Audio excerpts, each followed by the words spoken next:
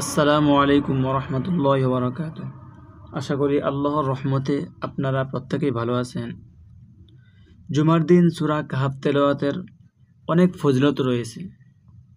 তার ভেতর থেকে একটা হচ্ছে, যেই ব্যক্তি এক শুক্রবারে সূরা কাহফ তিলাওয়াত করলো এবং পরের শুক্রবারে আবার কাহফ তিলাওয়াত করলো, এই মধ্যবর্তী সময়টা, এক শুক্রবার থেকে পরের শুক্রবার মধ্যবর্তী সময়টা, তার ভেতর আল্লাহ তাআলা নূরের ইমানের নূর বাড়িয়ে দেন, তাকওয়ার নূর বাড়িয়ে দেন, ভালো মানুষের নূর বাড়িয়ে দেন।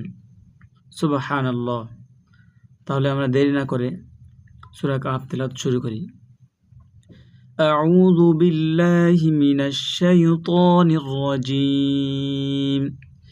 বিসমিল্লাহির রহমানির রহিম।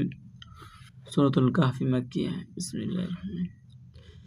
الحمد لله الذي أنزل على عبده الكتاب ولم يجعل له عوجا قيما لينذر بأسا شديدا من لدنه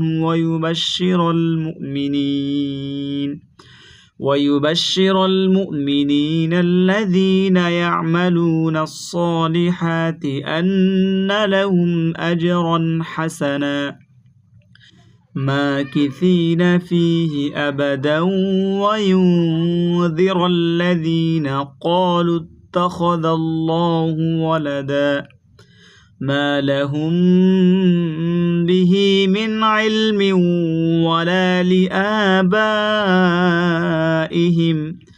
كبرت كلمة تخرج من أفواههم إن يقولون إلا كذبا فلعلك باخع نفسك على آثارهم إن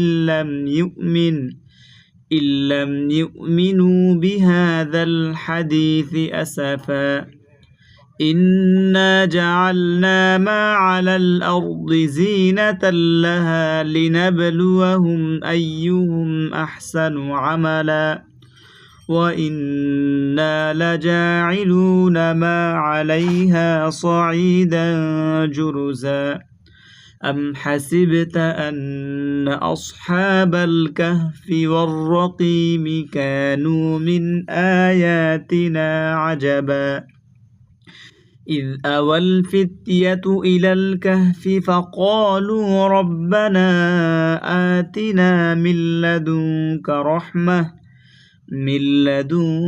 رحمة وهيئ لنا من أمرنا رشدا فضربنا على آذانهم في الكهف سنين عددا صدق الله العظيم।